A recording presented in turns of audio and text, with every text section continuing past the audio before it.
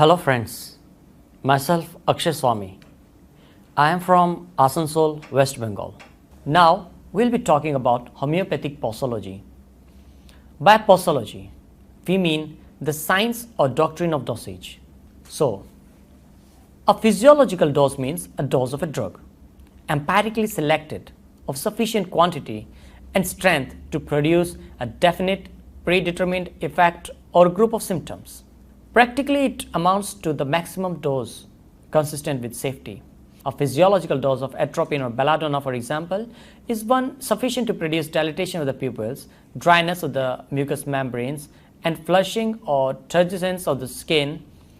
The action of the drug is carried out to this point irrespective of any accessory symptoms that may be produced or as to whether it is curative or otherwise. No other kind of action is looked for or expected, and as a rule, it is not recognized if it occurs.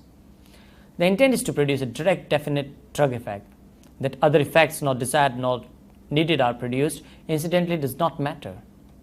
They are left to take care of themselves, and it is not considered that they complicate or prejudice the case if they occur. Unlike the homeopathic physician, the allopathic practitioner is not trained to observe the finer, more delicate action of drugs upon the living organism, and he does not, therefore, recognize the symptoms expressing such actions when they occur. From this point of view, such symptoms, so long as they are not serious, are of no importance and have no use. In considering the reasons why the dose of the medicine chosen homeopathically is necessarily smaller than the physiological dose of antipathic or allopathic prescription, we meet first the fact of organic resistance.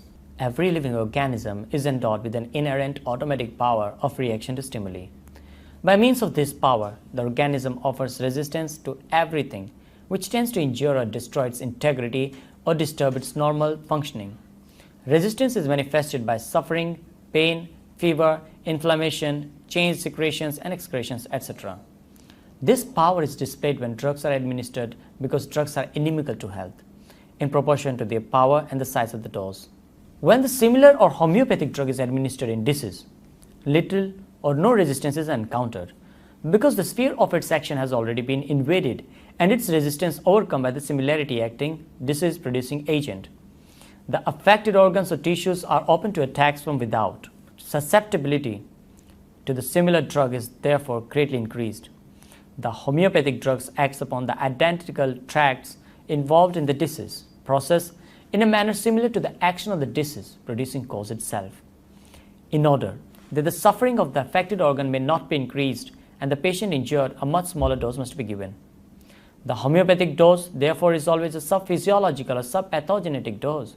That is, dose so small as not to produce pathogenic symptoms, for we desire not to produce more symptoms, but only to remove and obliterate symptoms already existing. The proposition is that medicines act curatively in infinitesimal quantities when given in cases to which they are homeopathic, and they still further qualify this statement by laying down three necessary requirements for such action. The first is the development of special virtues in medicines by a peculiar process of preparation or potentization.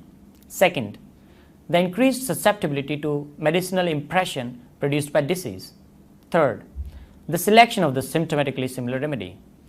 The proper amount of drug to be administered in a given case can never be settled by priori reasoning, but only by experience, and thus it has been settled. Now let's talk about the potency. How will we choose the potency? The series of potencies has been compared to the gamut in music. A skillful artist may indeed construct a harmony with the various vibrations of the same chord, but what a more beautiful and perfect harmony might be constructed by a proper combination of all the sounds that can be elicited from his instrument. In general, it may be stated that any curable disease may be cured by any potency when the indicated remedy is administered, but that the cure may be much accelerated by selecting the potency or dose appropriate to the individual case.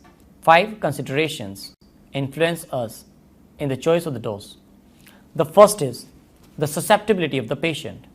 Second, the seat of the disease. Third, the nature and intensity of the disease. Fourth, the stage and duration of the disease. Fifth, the previous treatment of the disease. Susceptibility is modified by constitution and temperament. The higher potencies are best adapted to sensitive persons of the nervous, sanguine, or choleric temperament, to intelligent, intellectual persons quick to act and react, to jealous and impulsive persons. Lower potencies and larger and more frequent doses correspond better to torpid and phlegmatic individuals, dull of comprehension and slow to act, to coarse-fibered, sluggish individuals of gross habits, to those who possess great muscular power but who require a powerful stimulus to excite them. Such persons can take with seemingly impunity large amounts of stimulants like alcohol and show little effects from it. When ill, they often require low potencies or even sometimes material doses. Susceptibility is also modified by habit and environment. It is increased by intellectual occupation, by excitement of the imagination and emotions, by sedentary occupations, by long sleep, by an effeminate life. Such persons require high potencies. Susceptibility is also modified by pathological conditions. Now let's discuss about how the seat of the disease, character and intensity of the disease influences in choosing the dose. We know that certain malignant and rapidly fatal diseases like cholera may require material doses or low potencies of the indicated drug. Hahnemann's famous prescription of camphor in drop doses of the strong tincture given every 5 or 10 minutes, with which so many thousands of lives have been saved, is an illustration. Later, after reaction has been established and other remedies corresponding to the symptoms or later stages of the disease come into view, the higher potencies are required. Now the question is, we have selected the potency, but how will we repeat the dose? It means to speak of one or more important matter connected with the general subject of homeopathic posology, the repetition of the dose. The management of the remedy in regard to potency and dosage is almost as important as the selection of the remedy itself. The selection of the remedy can hardly be said to be finished until the potency and dosage have been decided upon. These three factors, remedy, potency, and dosage, are necessarily involved in the operation of prescribing. Not one of them is a matter of indifference, and not one of them can be disregarded. Now, we wish to know the effect of the remedy. The next point to be considered under the general subject of homeopathic posology is the effect of the remedy.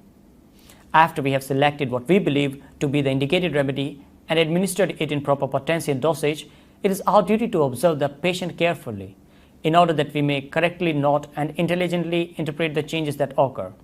For upon these changes in the patient's conditions, as revealed by the symptoms, depend our subsequent action in the further treatment of the case.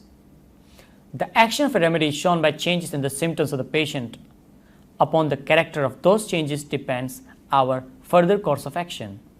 A remedy shows its action, first, by producing new symptoms. Second, by the disappearance of symptoms. Third, by the increase or aggravation of symptoms.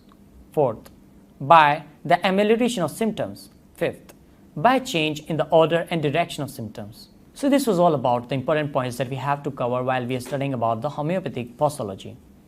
Now the last topic of this module is the development of Hahnemannian philosophy in the 6th edition of the Organon. When it was announced that the long-awaited 6th edition of Hahnemann's Organon was at last available and about to be published, there was great curiosity on the part of his present-day followers to see what changes, additions, and developments were embodied in it. What subjects had most interested and occupied the mind of the old master during the last years of his long life? What subject did he regard as the most important and as most needing further elucidation?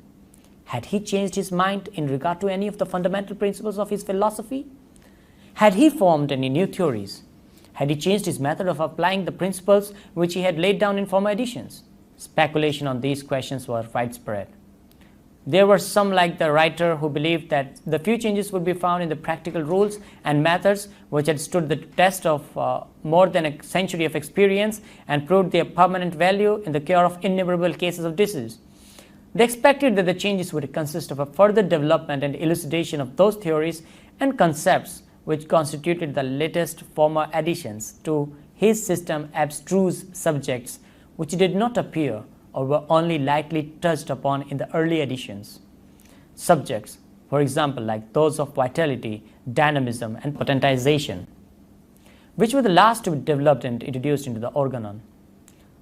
This conjecture turned out to be correct, and it is well for the medical world that it did. Never was there greater need than now that the medical profession should be reminded, as by a voice from the celestial world, that there is something more vital and more important for them and for the suffering humanity than matter and materialism, than germs and germicides, than serums and vaccines, than mechanics and mechanisms, than pathological process and products. That something is a fuller knowledge and realization of the spiritual nature of life or mind in organism, of life or mind as a spiritual power or principle manifesting itself in and through the physical organisms of which it is the architect and builder as well as the tenant. Whatever tends to throw light upon the connection between mind and body, whatever enlarges or clarifies our conceptions of what life is and how it builds its house or performs its functions, whatever enlarges our knowledge of the relations between the various organs and systems of organs of the physical body, whatever tends to show how the living organism acts and reacts under the influence of external or internal agencies, mental, psychical or physical, that is important, and important in the highest degree, because the medical profession as a whole has largely neglected or ignored these phases of the subjects and has regarded man merely as a mechanism actuated solely by physical forces and treated him accordingly. From this misconception arise the most glaring errors, the most flagrant abuses, and the most tragical results in the medical and surgical treatment of today. Hahnemann, in his later life, with marvelous insight and striking prescience, fixed his attention principally upon the spiritual and dynamical aspects of the subject of medicine. Hence, we find that the changes, additions, and developments in the 6th edition of the Organon deal principally with these subjects. As we know that Organon is taken from the word organum, which means the scientific investigation of something. These remained longest in his mind. To them, he gave his deepest and most mature thought. Evidently, he regarded the results of his thought as sufficiently important to justify a new, and as he termed it, most likely the last, edition of his immortal masterpiece, the Organon. Dynamism, the vital force, potentization, and the infinitesimal dose around these three subjects have centered the hottest controversies and most modern criticism in the history of homeopathy. And these are newly treated subjects in the 6th edition of the Organon. Homeopathy achieves its ends and accomplishes its purpose by the use of single, simple, pure drugs, refined and deprived of their injurious properties and enhanced in curative power by the pharmacodynamical processes of mechanical combination, trituration, solution and dilution according to scale, in minimum or infinitesimal doses, administered by the mouth, the remedy having been selected by comparison of the symptoms of the sick with the symptoms of drugs produced by tests in healthy human subjects under the principle of symptom similarity, as initiated in the maximum similia similibus curentur, simplex simile minimum. This is homeopathy in a nutshell. Thanks a lot for patient listening to my module.